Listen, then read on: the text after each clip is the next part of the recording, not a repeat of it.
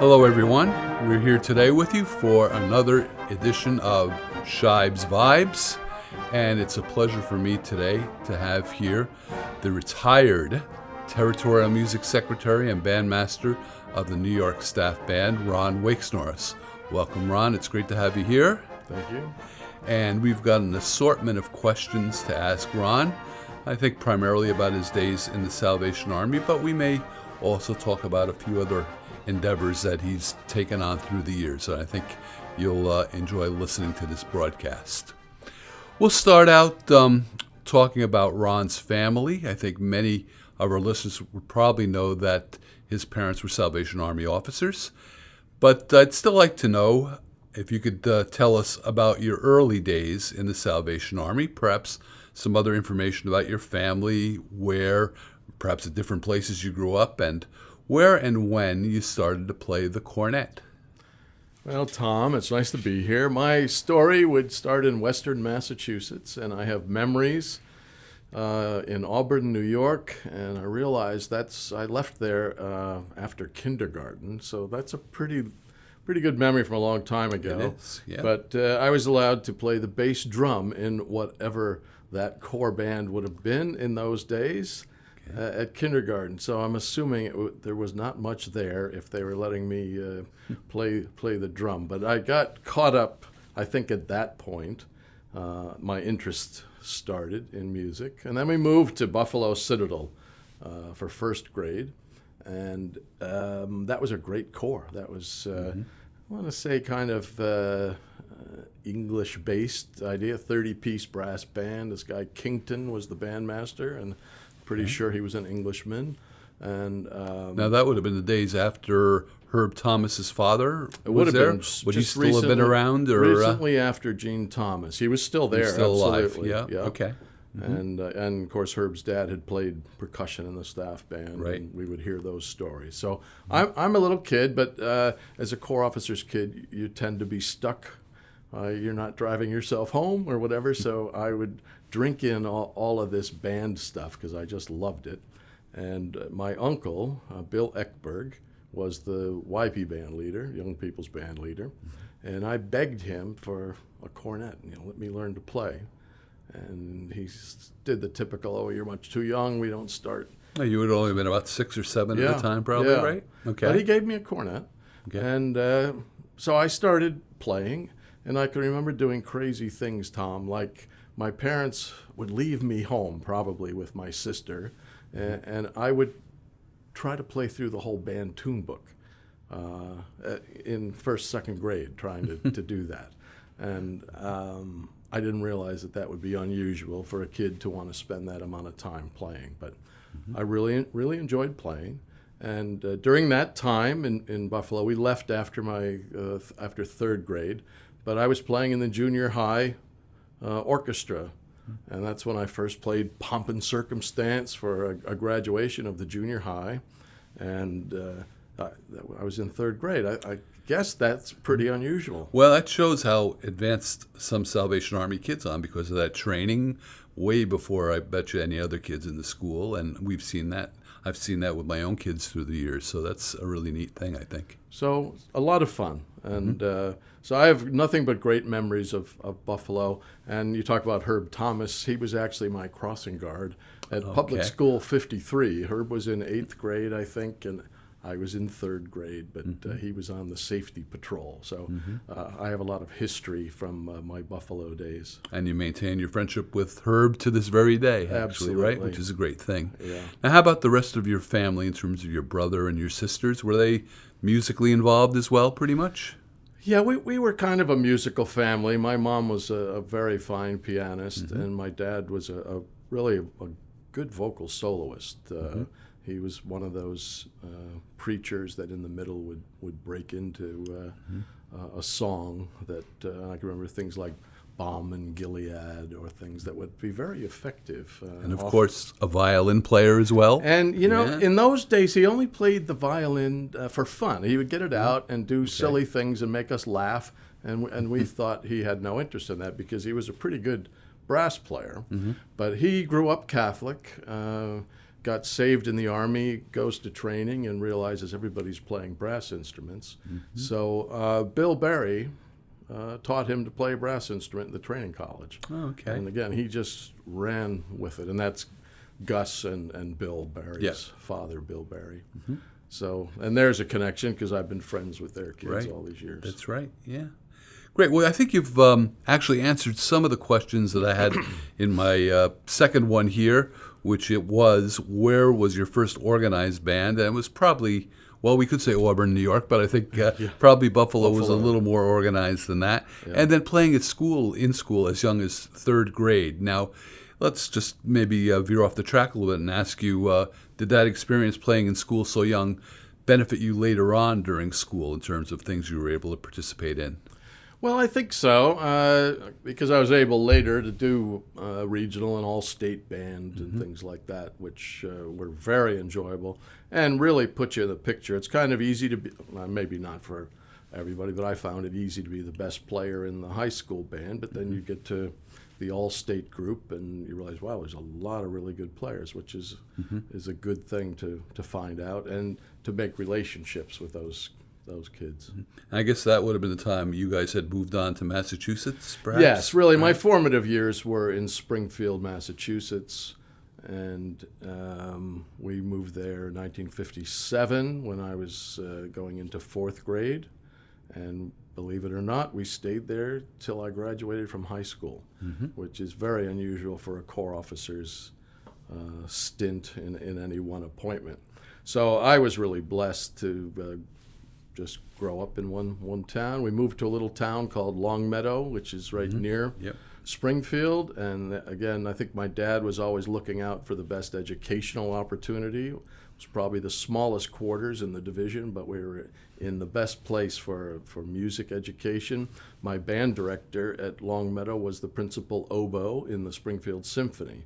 Okay. So any marching band stuff we did was only what was required. We were really working on classically trained kind of music, so it was good.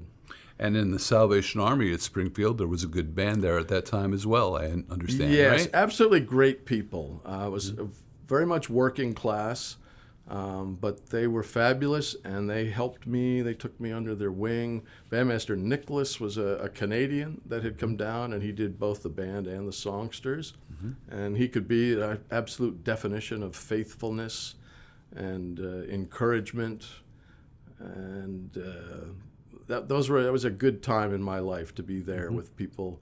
You would know the Childs family, and Harold Childs was our Corchiatic guardian and YP band leader, and always happy, always smiling, always had a joke. And there are also people like, well, Lucy Jordan is a Childs, and she was a pianist and a soloist, and then Les Jordan, we call Skip, again, a happy, encouraging person. So those were really good years for me. Good. Well, not long after that, you moved on in terms of finishing high school and college days. And a little bit later, you actually became a member of the Cambridge, Massachusetts Citadel Silver Band. And that was a well-known band in New England for a long time until about the 1980s. Now, can you tell us how you joined that band and share with us some of the performance highlights of playing in that group, and also highlight some of the fine musicians that came through the ranks of that band? That was a really unique experience. The Cambridge phenomenon, when the band really got quite good, was during the Vietnam War time. So you had some people in there that had gone to Vietnam and made it back, and then you had some that were staying in school to avoid being drafted. You had some people in the military, and then you would have people studying at Harvard or teaching at MIT. It was a very interesting group, and people that would give you the shirt off their back, would do anything for you. You know, the reputation was that it was more than a few hooligans in the band, because that was the era of long hair and beards and all that, which now has become commonplace. I feel unusual because I don't have a beard. So. And I think the war had an effect, on everything that was happening then as everything. well. The country, you think the country is a bit divided now. During the Vietnam time, there were protests everywhere all the time, and a lot of difficult times. So things aren't as bad now as they were then. But we had this group that really loved to play, and there was a lot of officers' kids, and we had, when I joined, we had a very fine bandmaster by the name of Evan Cameron, and Evan had come to the area. He was a Midwesterner, come to the area to study at Harvard, and he was working on a doctorate at Boston University at the time, and we also had John Stubbings, who had gotten a master's at Harvard and was also getting a master's at MIT, and I could go into how smart he is and the things that he was able to do in our lives, but a great guy. And so there were highlights that we played 3 times a Sunday. So I learned repertoire in Cambridge because we played so much. Sunday morning, open air in the afternoon, where we'd do kind of a little concert at Central Square, and then the evening meeting. So we would be playing all the time. And then particularly when Bob Getz came, who followed Evan Cameron, he was big on learning the repertoire. And we played big pieces and smaller pieces, but we learned so much. That's really where I began to look at scores, and I was his deputy for a while, and thinking about all the fantastic Salvation Army music that we have. But during those days, we had Eric Ball visit and work with the band for a weekend, and I can remember a moment when he had us, I want to say chant, but he had us repeat, I am one with eternal God. And those of us that know about Eric Ball, or knew Eric Ball a little bit, as we did, would know his spiritual life was so important. So just a moment like that made it worth playing in that band. But we also played at reenactment of landing at Plymouth Rock with Billy Graham, and we marched down the street. I've never in heard about Plymouth. that. That's great. And I remember that because I was as close to Billy Graham as I am to you now, and that was really quite something. Again, a spiritual moment, because in those days we had a lot of maybe less than spiritual moments, more fellowship, shall we say. Yeah. So when you had these strong spiritual moments, they were really memorable. But we had great players. My good friend John Appleby was in the military band, the Army band at Fort Devens at that time.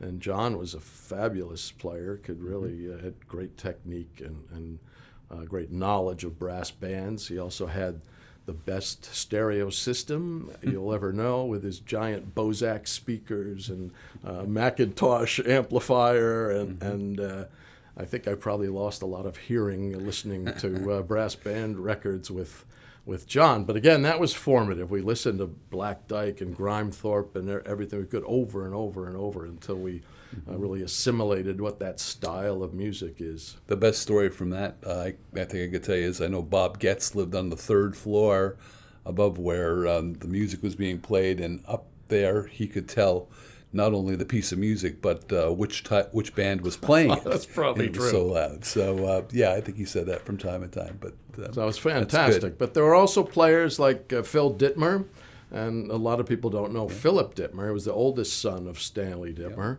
and he was a fabulous player. And then Steve Bulla also came up to study at Berkeley at that time, and he was in the band. Don Kittle, who recently has gone to glory, was the bass trombonist. A fella that might have been forgotten, Wally, I'm forgetting, Crouch, Wally Crouch. Oh, yeah. Okay, euphonium player? Euphonium player. Yeah. And he was, I think, a protege of Cat Linné, and he and Cat Linné's son were great buddies and great players, but he came to play in the Cambridge band and would play solos like nobody's business. Fabulous player. So we had those, and then we had some, shall we say, very ordinary players, which is typical of a Salvation Army Corps band. The one thing that was unusual, it was an all-male band at that time, and the only other one around in our territory like that was the staff band. And another player who came in to kind of break that all-male banding tradition was Nancy Sampson, right? And, Yeah, wonderful musician. great musician through the But years. that was actually after my time. So, Okay, yep. yeah. That was kind of a time you left and I went there. There was probably a gap in between, and that's probably the time that Nancy joined the band, I would think, maybe Yeah. 1976 or Something like that. around that. Yeah. But then, through the years after that, some very other fine lady musicians were in the group. Someone like B. Holtz for a time played in it. Yeah, and Debbie the Birchall. band traveled to England, did a tour Right. of the UK, That's right. played in the Albert Hall. Yeah, and that was thanks to Eric Ball, I think. We did a profile festival back in around 1979, I guess, and he recommended the band to to Norman Bearcroft in particular, probably, and so that's why Yeah. we got that tour, which was great. It was Fantastic. really Yeah. memorable. So Yeah. good. Well, thank you for all of those insights into the band there. Now, we'll head back a little bit to 1974 when you were married to Carol Lee. And I put on my notes here, I was there. I don't know if you remember Yes, that, I but do, I yeah. was there. And then moved with her to the New York area in 1975 to work here in the Territorial Music Department and to play in the New York Staff Band. Now, you, as you've said, had a great time in Boston, really, and did good work there. But could you share with us the circumstances that led to the move to New York for you? Well, I knew sort of all the guys from the staff band from Star Lake, and really it happened because Phil Smith won a job in Chicago with the right. Chicago Symphony, and there was an opening on the solo cornet bench, and I guess they thought I would be okay with that. I'd been playing principal cornet in Cambridge and was known from Star Lake, so I would never say I replaced Phil Smith, but in a sense, there was an opening that was there because he left. So a job was offered working with publications. And at the time, Tom Mack was the music secretary, and my good friend Lambert Bittinger was also in the department. So it was basically the three of us, and those were great days. Great. Well, you worked there beginning in, I believe, like I said, 1975, and stayed there for a few years. All in all, working for the Salvation Army in music and development, your work total was probably over 40 years, I think. I don't know if you Yes. figured out the exact number, but you actually took a break for a short time to work outside the Salvation Army in the early 1980s. I think a lot of people might not remember that. I do, because you've told me some stories about it. Yeah. And I was wondering if you could tell us all about that experience. Sure. Well, backing up to the Cambridge days, one of the great players in the band was Sven Youngholm. Oh, yeah. And Sven had played in the Chicago staff band, the New York staff band, the Melbourne staff band. And then he showed up in Cambridge and became our principal trombone. And he was playing very well in those days. But he was in the travel business. While he was in Cambridge, I want to say he was one of the first guys involved with a company called Price Club. And Okay. he would set up tours for people to Hawaii and things like that. And then around 1978, 79, I guess it was the end of 78, after the Congress and all those things, I had gone with Carolee and Steve Bulla on a little European tour, including Stockholm, and saw a few sites. And Sven, around that time, became president of a company called Scandinavia Overseas Services, and it was a wholesale travel company. So they would put together tours and then sell them to travel agents. Okay. And so Sven one night says, "Why don't you come and work for me?" So I was very happy doing what I was doing, playing in the staff band. Derek Smith was my hero, and I was getting to play under his leadership with friends like Lambert Bittinger, who many know we used to call him Butch. Yep. And in those days, that's who he was. In my first year, Olaf Lundgren, I sat next to him. I was sort of living the dream. But then, as Sven described the job, "I'll pay you a certain amount," which was considerably more than I was making. And our offices are on Madison Avenue. And okay, so I thought, well, let me give it a try. So I actually took a leave of absence, which is allowed. Okay. I didn't quit my job. I took a leave and went to work for this Scandinavian tour company. And I learned so much. I'm really glad that I did that. I learned a lot about business. I learned a lot about people. I learned a lot about life outside the shelter of the Salvation Army environment that was the only one I knew as a working person. Sure. And got to do a lot of great things. Like I would take groups of travel agents on a little trip. So we'd start in New York and go to Copenhagen and go all to the Tivoli Gardens and the best restaurants and look at the hotels so that they could sell them. And then we'd move on. We'd take an overnight cruise to Oslo, do the same thing there. Then maybe take a train to Stockholm and show them the sights. And then do an overnight to Helsinki, do the same, and fly home. And then maybe I'd be home for a couple of weeks and do it all over again. So it was great in the beginning. And I'm eternally grateful for Sven to give me the opportunity because maybe other than having some innate skills, I was not prepared for such a prestigious job as being a sales manager for a Madison Avenue company. But after about 10 or 11 months, I think I had lived 3 years of time. It was pretty intense. It was incredible. You were away from home a lot, I guess. Yeah, incredibly intense. And so at that point, it was time to go back to what I knew and loved. But I'll never regret that time in the travel industry because it taught me a lot, just a lot, living life in a different way. And when you went back to the Army, I think you went back into development for a time, didn't you? I did. Charlie Olson, who was a staff band guy, was running the development department, and I was his assistant. And again, learned a lot of things that now come in handy with what I'm doing these days. Good. Well, let's go on a little bit. And I recall visiting the UK territory with you on tour when you were the staff band's deputy bandmaster and cornet soloist in 1985. And you, I think, would be one of the relatively few Salvationist musicians who have performed as a soloist on the cornet solo, The Amazing Mr. Lightson, arranged by Peter Graham, in the Royal Albert Hall. Now, can you tell me what that was like? Yeah, it's a journey, Tom. I can remember, I want to say 6 months before, Derek Smith came to me and said they're looking for an outline of a program for the Albert Hall, and they would like us to feature a soloist. And he said, would you be interested in being our soloist that night? Okay. So, sure. So that's how it came about. 6 months out, yep, sure. So then Peter Graham says, I'll write you a solo. Okay. And I said, okay. And then Peter writes The Amazing Mr. Lightson, and I say, well, who do you think's going to play this? And he said, oh, you can do it.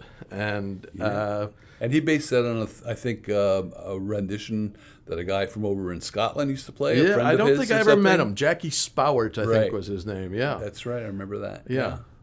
So we practiced it and played it out, and I made it work, and we recorded it. I think it came out pretty well. Yep. And then we were getting ready to go, and I remember going to the airport and thinking, okay, I have 10 days before I have to play this solo.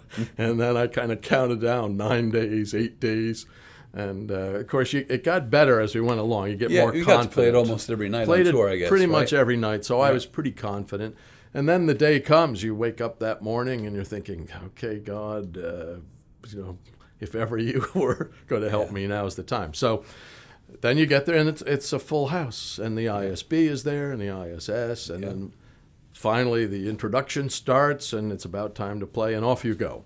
And it went very well, and Gordon Ward, who was my friend for years and years in the band, we had kind of a deal, because it ends on a written E. Right. And I said, look, you just have to cover me, because if I do this whole thing and miss the last note...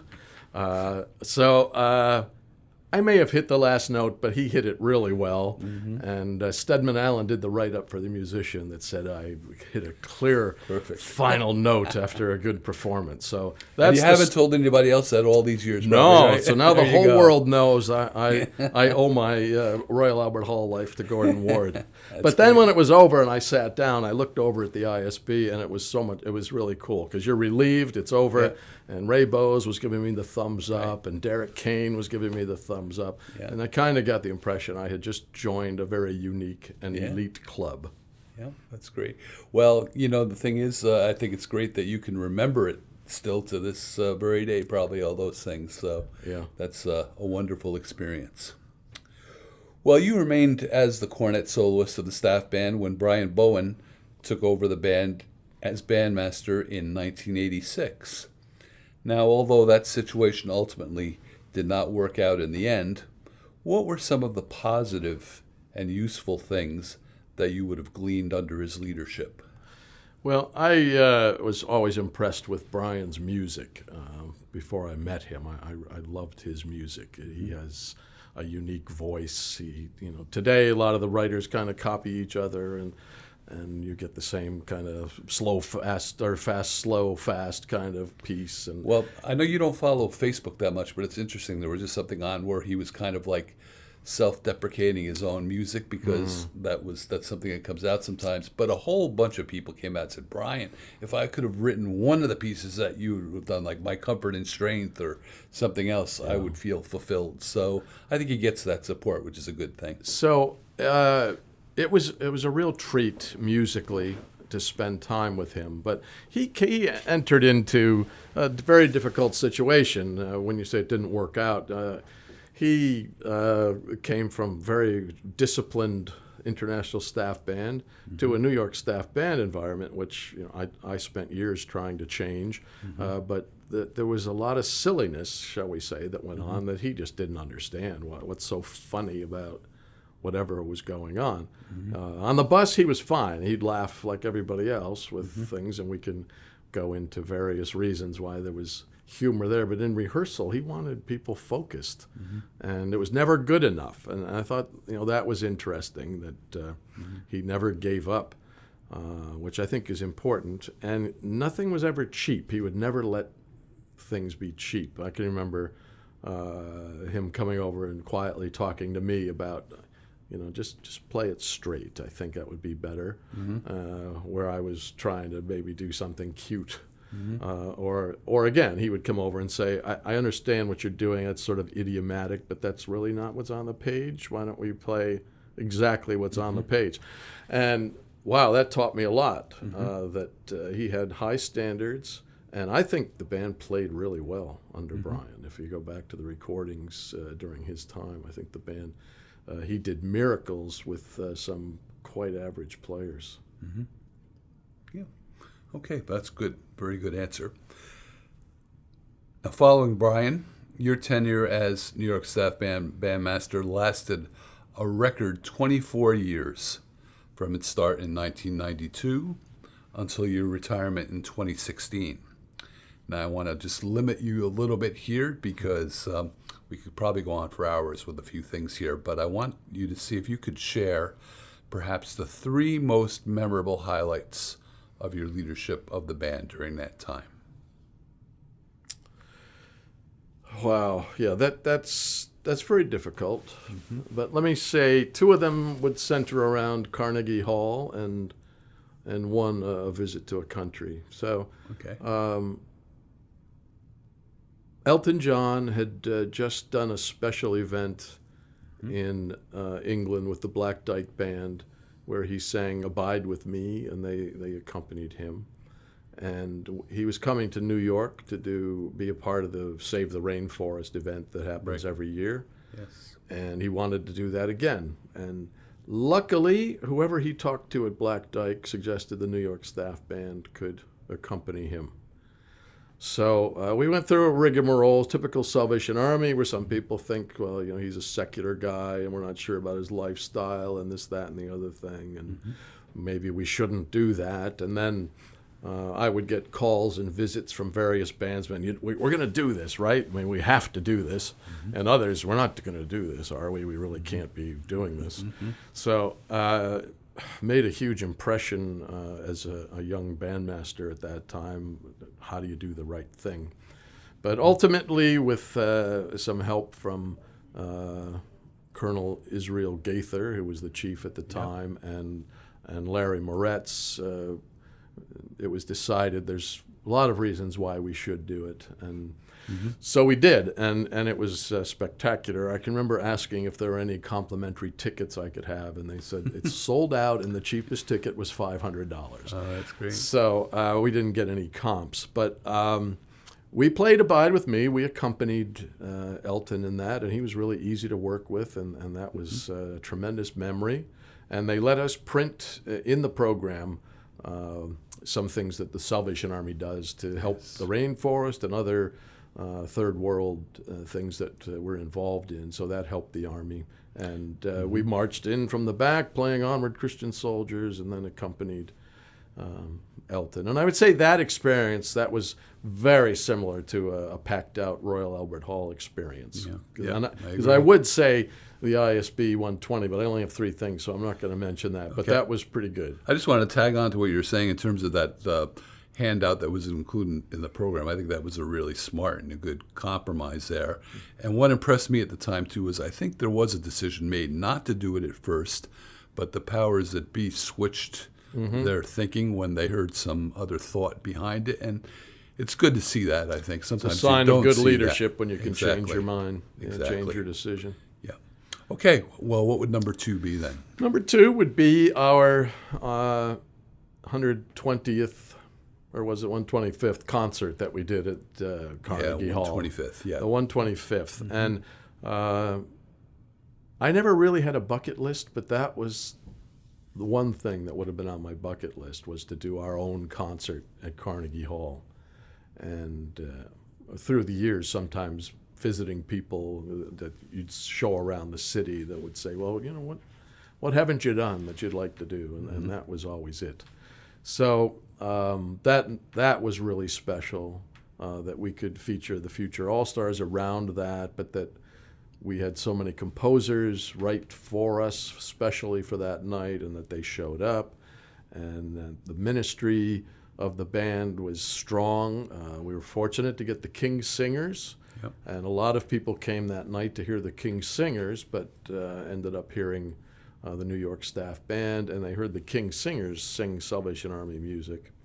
And then, of course, we had the younger Philip Cobb then play with us, which was a treat. That young man is just a fantastic player. And then the little surprise that I had cooked up with Phil Smith coming over after his New York Philharmonic concert to play Quicksilver. And Phil whispered to me that the stagehands were not happy that they weren't aware that he was going to play. And he said, you might get a little extra bill, I don't know. So I just laughed and said, who cares, let's play. So those are the little things that are spoken on stage sometimes that nobody hears. I had never heard that. That's interesting. Well, I want to say I enjoyed that as well because I had something to do with the logistics of that, especially obtaining Carnegie Hall when we could only get one certain date, and then eventually finding out we were going to pay $25,000 for it at the time, you know. But again, I'm glad leadership supported that, and it really was a special night if you think about the King Singers. I had a chance to interact with them, taking them around a bit, so that was a really good memory. Well, and then, just to extend that a little bit, the future All-Stars, we brought out all the people that had come, the special people that had come for the event, and had them conduct the band. So they had Norman Bearcroft and Peter Graham, and who else did we have there? I guess Phil Smith, Derek Smith. So they had a special time as well, Bill Himes. So it was that was a great memory. And the third one, I want to say the ISB 120, but that would be third and a half, the visit to Cuba. Again, my age group, our age group, we grew up with Fidel Castro and all the issues with Cuba and communism and all of that. And to be able to go and find out there's a Salvation Army there's a number of corps, and they're joyful Salvationists, was a fantastic thing. So that was a privilege that I won't forget, and I would say that's probably number 3 on my highlight list. Well, you think about it, we were both in the band in the 1970s, and if you would have said to one of us then, this band is going to go visit Cuba someday, you said, you're crazy. This isn't going to happen, right? That's right. That's right. Yeah. So, just to share in that. And it's hard to believe that was, like 4 years ago now, I guess, already. Time continues to fly by. It does, right? yeah. But, that was a great experience. Well, let's go on to the present band a bit. Derek Lance has, in my opinion, done a tremendous job in succeeding you as staff bandmaster during the first 3 years of his tenure, having taken part in and organizing a tour of Japan and a joint concert recently with perhaps the #1 brass band in the world, the Corey Band. Now, I know you talk with Derek on a regular basis still, which is a great thing. I just ask, what advice would you give him to continue to have success in this way? Well, I would say pray a lot. When I took over the band, which was not a pleasant experience, I can remember coming back to my office and sitting down, and I prayed. And I said, Lord, if you send the players, I'll do my best to make the band work. And so I would say to Derek, keep doing that. I know he's a praying man. Do that. Do your best to relate to people. There's no way that you're going to please everybody, which can be difficult. So you need to have some thick skin. But I think the biggest challenge is relating to the modern Salvation Army. I would say at the training college, mostly what they would do in worship would be praise and worship songs. I think officers' councils, it's the same thing. So the Army culture is kind of disappearing. It's turning into something else. And I think it'd be tragic if this great thing that's gone on for over 100 years with singing songs written by Salvationists and playing music written by Salvationists, on brass instruments particularly, which is a unique thing. I would hate to see that disappear, but I think that's going to be a challenge for him. But if anybody's up to the task, it's Derek Lance. I don't know anybody that works any harder or smarter. He'll put everything he's got into it. And you've got to do what you need to do for the day. So I don't have particular advice for him other than try to enjoy the people that come his way, be an encourager, and keep doing all the spectacular events and things that he's doing for the territory and for the band. It's interesting you mentioned about the training school and what happens there. You recall when you were here, you and I both for quite a few years taught a class, and I'm continuing to do that. Good. The beginner/intermediate brass class. Yes. And you look for things that hopefully bode well for the future. And I've got a class of about 5 or 6 this year that is pretty much just learning.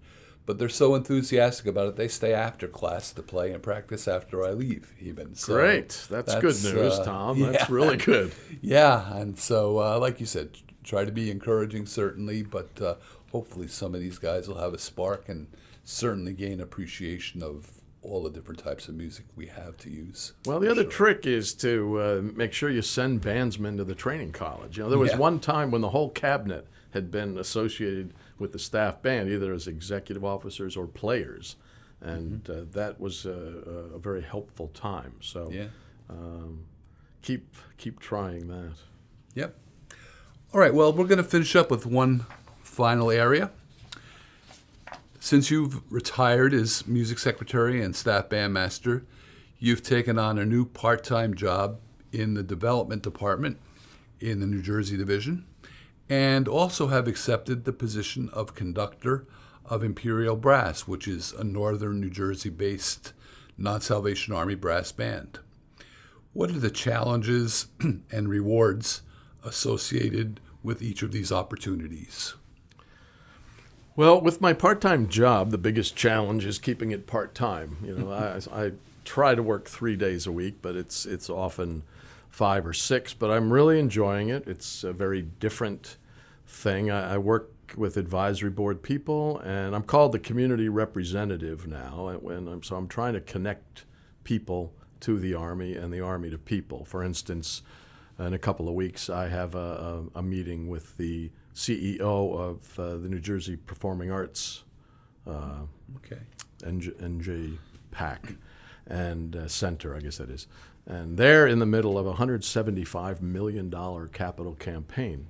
And they're going to build an education building adjacent to NJ PAC. And they've already built a housing unit and restaurant across the street. So they're involved with renewing Newark, which has been a huge effort. So I'm looking forward to meeting with him. But these are things that I learned early on. You have to build relationships. So I started by writing to him to see if we could have a quartet play before the Nutcracker performance, have some Army brass players and a kettle outside and in the lobby, and he agreed to that. The reason I got that is our board chair is the vice chair of Prudential, and anything I can think up, he can open the door.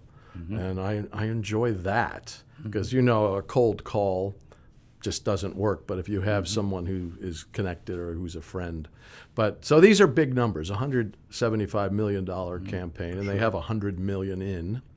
And so I'm hoping that he can connect us to a lot of things, but that he can help with our music and arts programs, and whether it's scholarships for our kids to the NJ PAC program or whatever. So there's that I've enjoyed very much and am enjoying. And then I put some effort into the New Jersey Devils. Right, I was going to say you've done some things with the Prudential Center there, haven't you? And so that's been good. And I can remember one night I was sitting in a luxury suite in the Prudential Center, enjoying some food and watching the Devils play hockey. And it dawned on me that the staff band was in Lancaster or somewhere, and I thought, where would I rather be tonight? But that's just a little aside. I probably would rather be with the band, but just to say that a lot of good things are happening in the Army because of our advisory board people and because of people that really support us. And unique thing in Newark is that we have a Boys and Girls Club, which is in our territory is very unique. But we have really passionate board members, and there are a lot of good things happening that way. I was going to say, Prudential Center, I think it may have been before you had taken on this job, but we got to go there with the Montclair Band once and play the national anthem. And the funny thing I remember, I was conducting because Charlie was away. We had to play music between the second and third periods. And so they asked, could you play music while the highlights are being shown? So we played Feliz Navidad 2 or 3 times while the hockey players were going down the ice and that kind of stuff. And it was great, though. It really worked out well. So that was a fun time. Funny story, too. I arranged for us to get the 50-50. People gamble on that night. Sure. But it's not a gamble for us, is the way I explained it to the DC. Yeah. That, no, we're guaranteed we're going to get half of what people give. So we did that this year. And strangely enough, I had the sales guy, one of the 50-50 sellers, come up to our suite and say, hit these guys up because they all want to support. Sure. And one of the board members won. So we got 100%. They donated their money. So that was good. But no, I've really enjoyed that. And a couple of weeks ago, I had coffee with Lindsay Berra, who's the granddaughter of Yogi Berra. And just to hear some fantastic stories about the old Yankees. Yeah. Her dad, Yogi's first son, is actually a Red Sox fan because back when he was a little boy, he would bother Mickey Mantle and the other guys, and Yogi would say, why don't you go over to the Red Sox dugout and bother Ted? And so he became friends with Ted Williams and sort of his little mascot. So now if you run into Larry Berra, Yogi's eldest son, you'll often see him wearing a Red Sox cap. Wow. Okay, I never heard that. That's terrific. Well, let's go on to the other part of the question. How about your association with Imperial Brass? Tell us about that. Well, that has been sort of a godsend. I really felt it was time for me to finish with the New York Staff Band. Sometime you just sense, I always wanted to finish well, and I wanted to make sure the band had a good chance to keep going, and I had sort of done what I could. I really felt it was time to finish. And then Mark Free heard about that and asked me if I would take on Imperial Brass, which I was very familiar with. And I thought about it a bit and thought that would be just right. So this is my 4th season with Imperial, which may be a record with that group, actually. I think They've so. been notorious for changing their conductors. Yeah. But Mark passed away a couple of years ago, which was a huge disappointment to me because I was so enjoying spending time with Mark Free. And as you know very well, Mark did demand a lot of time, but it was great. He had so many stories. He knew everybody associated with brass playing, particularly in New York, and had a tremendous passion for that band particularly. So we're missing Mark. We did do a big tribute concert to him, which went very well, and all of that. But it's a challenge. The band has a lot of technique, and what they don't have is history, tradition of brass band playing.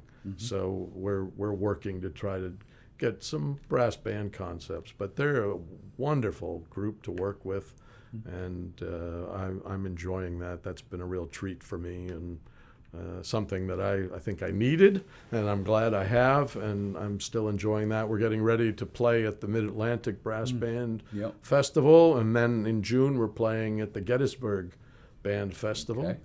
And so there are good things on the horizon there. Well, it's good. I think some of the things I've seen is that now after Mark's passing, some other people in the group are picking up the mantle in terms of organization and leadership.